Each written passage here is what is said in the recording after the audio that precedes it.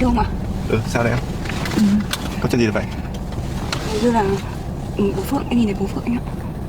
Để em ngồi xem. Thực sự nhìn thấy bố ở một nơi như thế này, con cảm thấy không yên tâm mà cũng cảm thấy. Tử Tiên nói thế đúng đấy bác. Thôi bác cứ nghe lời cháu với Tử Tiên đi. Bác không phải suy nghĩ nhiều nhá. Đây đồ đạc bác để trong kia, để cháu đi lấy nhá. Bố cứ nghe con gọi em nhá. Đang ở nhà cháu bạn. Bố ở đây nhá, xong có gì con qua sao ạ? Bác, đây nhá, chào bác. Giường chiếu ở trong nhà vẫn còn nguyên. Chào bác nhá. Bố ở đây nhá. Ở đây có con chó vàng với lại mấy con mèo. Làm ở đây. Con đi đây quá.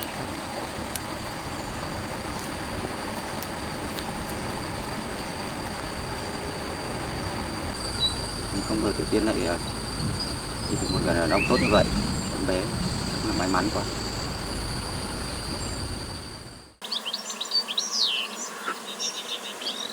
The first fragile rays of dawn sliced through the lingering mist, casting a golden glow over a vast lychee orchard that sprawled across the undulating hills. The air heavy with the intoxicating sweetness of ripe fruit and the earthy dampness of morning dew. Lytutien emerged from the shadows of the tree line, her face etched with quiet resolve, a woven hat shielding her determined eyes from the soft light as she stepped onto the uneven moss-covered path. The uploaded images painted a vibrant tableau, workers in wide-brimmed hats tending to similar groves, their hands moving rhythmically among the branches laden with crimson lychees, the scene alive with the rustle of leaves and distant bird calls. She approached an elderly woman, her weathered fingers deftly snipping clusters, a weathered basket half full at her feet, her stooped posture a testament to years of labor. "Good morning, ma'am," Tutien called out, her voice carrying a hopeful yet cautious lilt that cut through the morning stillness. "Are you picking lychees today?" The woman glanced up, her eyes crinkling with a tired nod, her breath visible in the cool air. "Yes." Tutien's gaze traveled upward, tracing the gnarled branches heavy with glossy, plump fruit that glistened like rubies in the soft dawn light, each cluster a promise of sustenance. "I noticed some ripe lychees up in your garden. Are they for sale by any chance?" The woman paused, wiping sweat from her brow with a calloused hand, her hesitation palpable as she considered the request. "I do sell, but this batch is already claimed by someone else. If you're keen, you can go up and pick your own," she replied, her tone gruff but not unkind. A spark of opportunity flickered in Tutien's chest, her spirits lifting as she saw a path forward. "All right, I'd like to buy a whole basketful. Could you let me have one?" The woman pointed toward a steep hill, her gesture firm and unwavering. "Sure, head up and pick. This lot's already spoken for though, so don't mix them up." Tutien adjusted her hat, pulling it lower against the rising sun, the images revealing a winding trail snaking through the orchard's heart, flanked by towering trees and scattered leaves that crunched underfoot. "Do you have any scissors or a knife I could borrow?"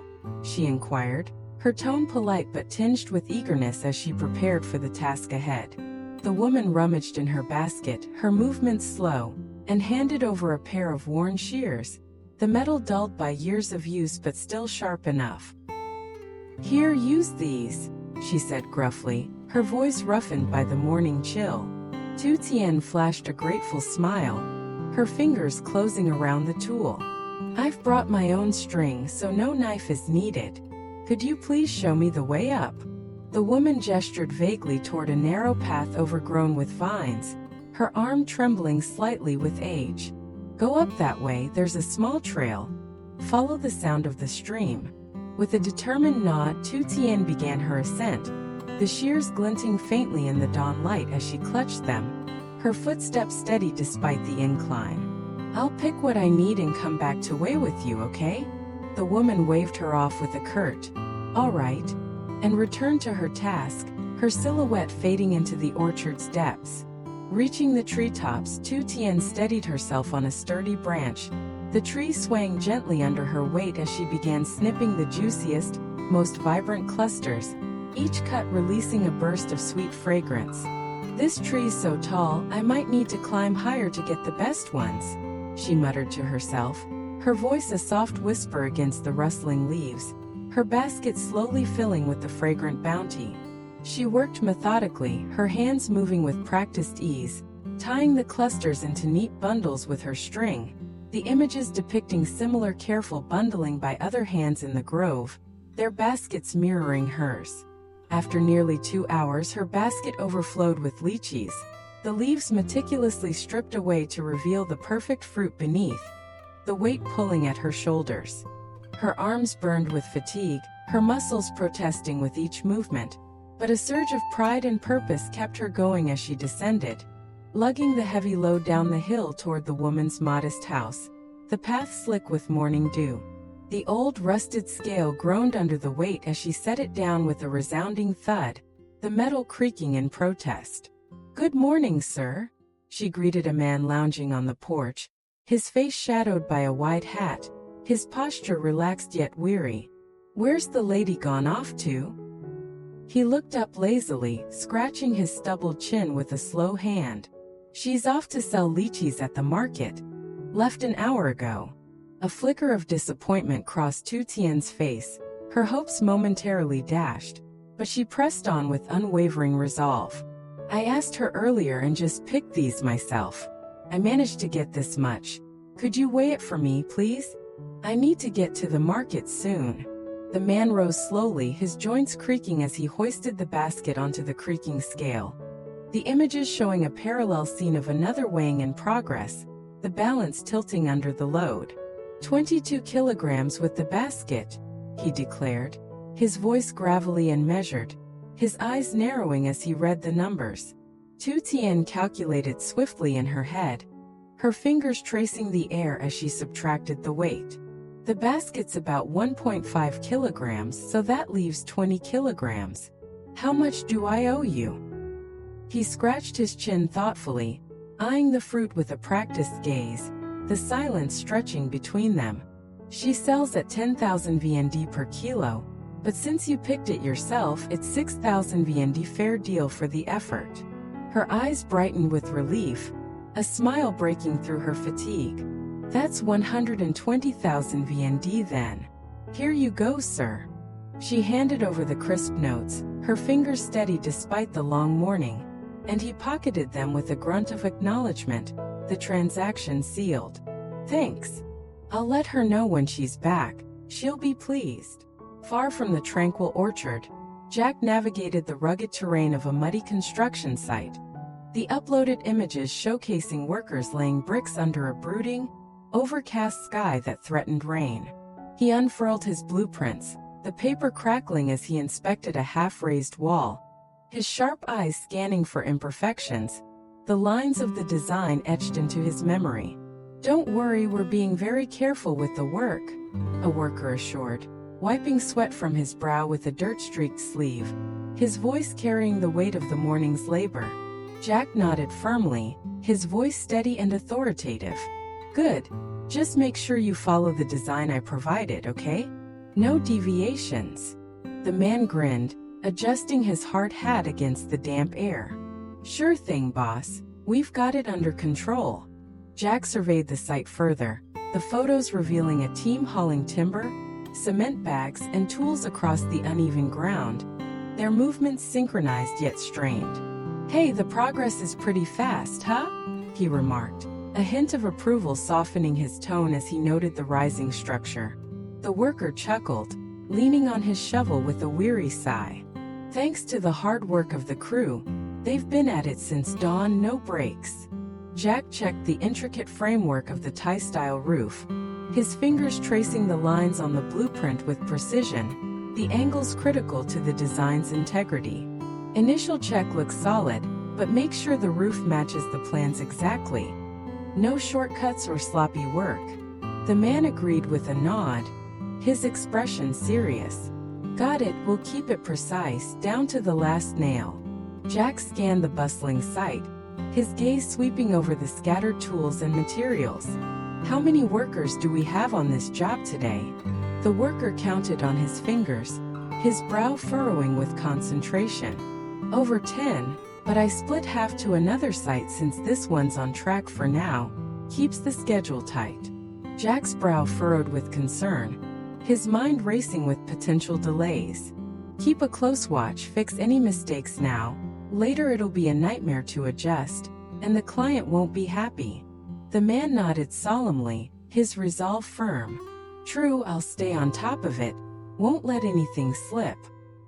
He stepped aside to a quieter corner, the images showing an older man observing from a distance, his posture rigid with authority, his presence a silent command. Has Mr. Dong checked the site lately? Jack asked, his voice lowering to avoid drawing attention, his respect for the man evident. The worker sighed, shifting his weight as he leaned against a beam. Yeah, now and then. He's pretty picky. Retirement hasn't softened him one bit. Jack understood, recalling the man's meticulous nature from past projects. Then let's be extra careful to meet his standards. He wants this house rock solid, and I don't blame him. The worker nodded, his expression hardening. I'll keep the team in line and double-check everything. Can't afford to upset him. Jack rolled up his plans, tucking them under his arm with a satisfied nod. All right, I've checked enough for now. I'll head out. Thanks for the update and keep me posted. The man waved, returning to his task with renewed focus. Take care, see you soon, stay dry out there. Meanwhile, Tutien rolled into the lively city market, the uploaded photos bursting with vibrant energy. Vendors shouting over the din, buyers haggling with animated gestures, and colorful canopies fluttering in the warm breeze that carried the scent of spices and fruit. She unloaded her lychees, arranging them meticulously under a striped awning, the fruit's glossy red skins catching the sunlight in a dazzling display, her hands moving with care to present them attractively. Within minutes, a crowd formed, children tugging at their parents' sleeves with eager pleas, elders peering curiously with wrinkled hands outstretched, their voices blending into a lively hum that filled the air. Ma'am, how much for a kilo of lychees? A middle-aged woman asked, her eyes bright with interest as she leaned closer to inspect the fruit. 10,000 VND, try one if you like, Tutien replied, handing over a plump cluster with a warm smile that invited trust. The woman bit into it, her face lighting up with delight, the juice staining her lips. Delicious. Give me 2 kilos, please. I'll share with my family. Tutien weighed it carefully on a borrowed scale, the metal clinking softly. 2.1 kilograms, I'll take 2 kilograms. That's 20,000 VND, fair enough? The exchange flowed smoothly, the images capturing hands passing money and fruit in a rhythmic dance, the market alive with the sound of coins and laughter. A young man approached, his voice familiar and teasing. Tutien, sell me a bunch. Don't hold out on me. She laughed, recognizing him from the corner of her eye. Oh, I saw you over there earlier. Were you watching me work? He grinned, adjusting his cap against the sun. I was at a site nearby and came by. Take the last bunch, please. It looks too good to pass up. She handed it over with a chuckle, her fingers brushing his. 18,000 VND, thank you. Enjoy it. Jack appeared through the crowd, holding a cool cup of orange juice, the condensation dripping down the sides in the heat, his face flushed from the construction site. Tutien, drink this, it's scorching out here, and you've been at it all morning, he said, his concern evident in the gentle tone. She smiled warmly, patting her basket with a reassuring pat. Thanks, but I've got water in here already. Saved it for the ride home. He helped her pack the empty containers, stacking them neatly with strong hands, his presence a steady anchor. Sold out already? That was quick. You've got a knack for this. She nodded, wiping her brow with the back of her hand, the sweat mingling with dust. Yes, it went fast. People loved the freshness. He glanced around the bustling market, his eyes catching on a nearby shop. Let's get a small scale for next time. It'll save you the hassle of borrowing one. Inside a cramped shop, the images showed an array of scales on display, their metal surfaces gleaming under the dim light. a variety of sizes and colors. "How much is it?" she asked the shopkeeper, her voice hopeful. 50,000 VND, he replied, handing her a compact model with a practiced motion. She paid with a handful of notes and tested it with a lychee cluster, nodding in approval as the needles settled. "Thanks so much. Ready to go now?" Jack nodded, slinging her bag over his shoulder with ease. "Yeah, I'll drive you home. Let's beat the traffic." On the road, she reflected aloud, the engines hum a backdrop to her thoughts.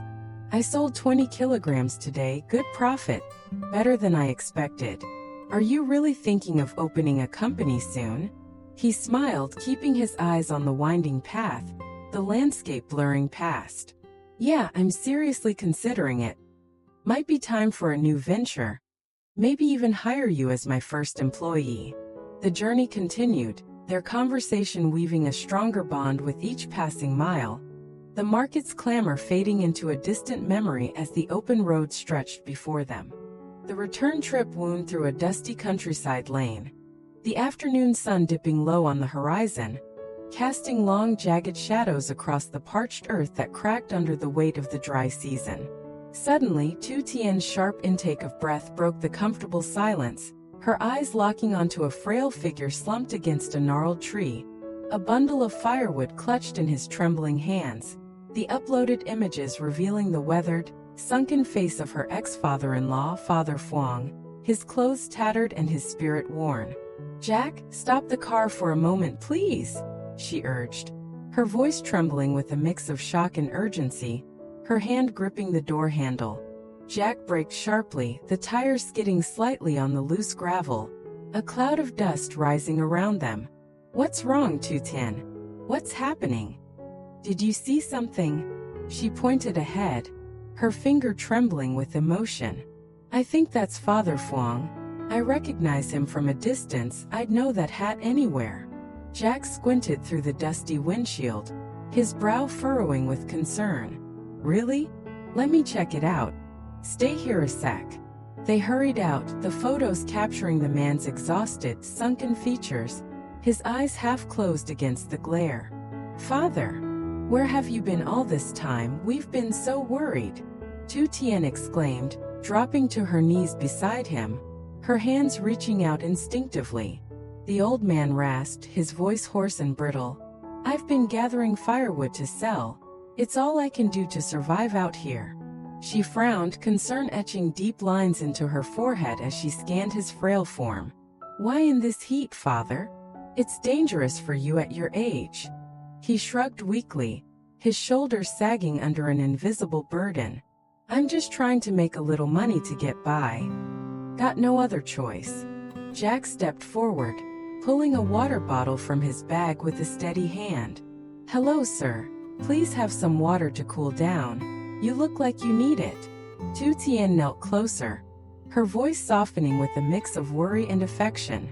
"Did you gather that firewood from down there by the stream? I can see the mud on it?" He nodded slowly, his breath labored and uneven. "Yes, down by the water's edge. Took me all morning."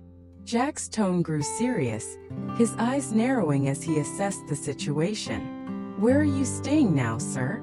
You can't be out here alone like this, it's not safe." The man hesitated, his gaze dropping to the dusty ground, his fingers tightening around the firewood. "I'm under that culvert down there. It's my spot for now, keeps me out of the wind." Tutien's heart plummeted, a gasp escaping her lips as the reality sank in. "Under the culvert? That can't be right. How can you live like that?" Jack opened the trunk with a decisive click, the sound echoing in the stillness. "Let's load your firewood, sir. I'll take you somewhere safe. Can't leave you here." The man protested, raising a frail hand, his voice weak but stubborn. "No, I can carry it to sell myself. It's not much trouble, I've managed before." Tutien insisted, her voice firm yet gentle, her hands reaching for the bundle. "No, Father, let me handle it. You shouldn't be carrying this. Where should I take you now?" He pointed downhill with a trembling finger, his direction vague but clear. "Down to the culvert.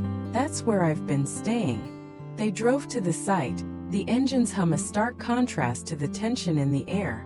The images depicting a dark, damp culvert with a trickle of murky water seeping through its cracked walls.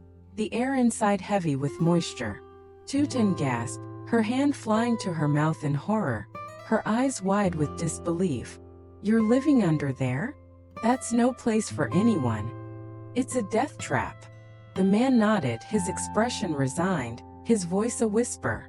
Yes, it's cool in the summer. Keeps me comfortable when the heat gets bad.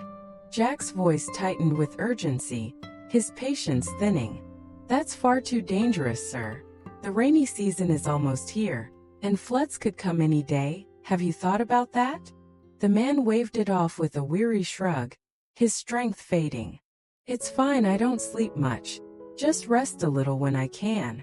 Tutien's eyes brimmed with tears, her voice breaking with emotion. What if it floods at night, father? What will you do then? How will you escape? He sighed heavily, his shoulders slumping further under the weight of his circumstances. Then I'll have to bear it. There's no other choice, it's just nature's way. Jack interjected, his tone resolute and commanding. How about staying at Tutien's farm for now? It's safer.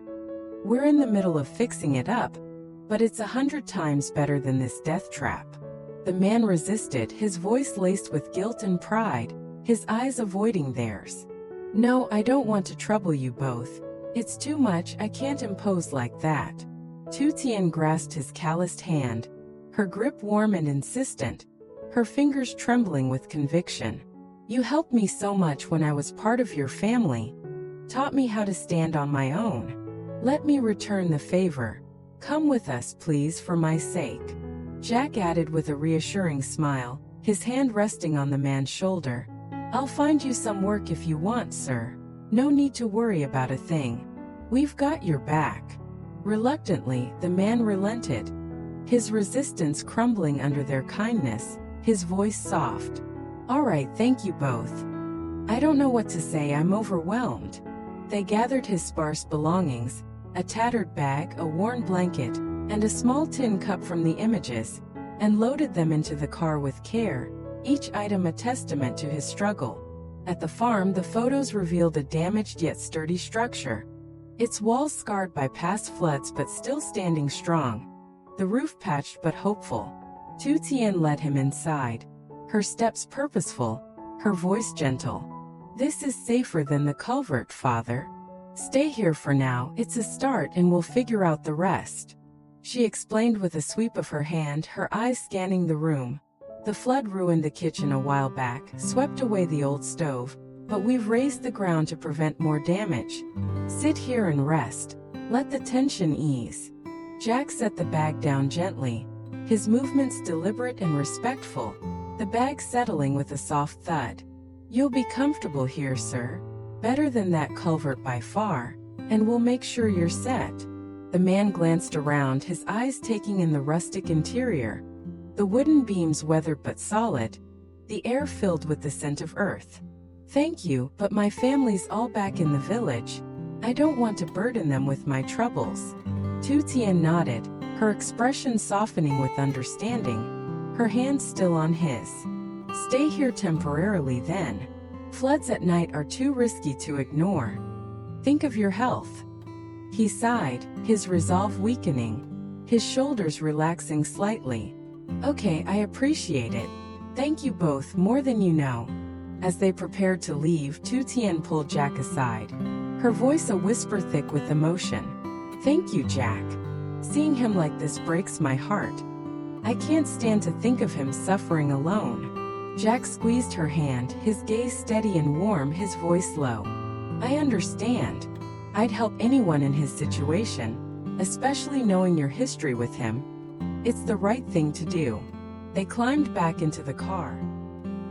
And several months before, I invited Phyllis to have lunch with me the next day, and we quickly established some common ground.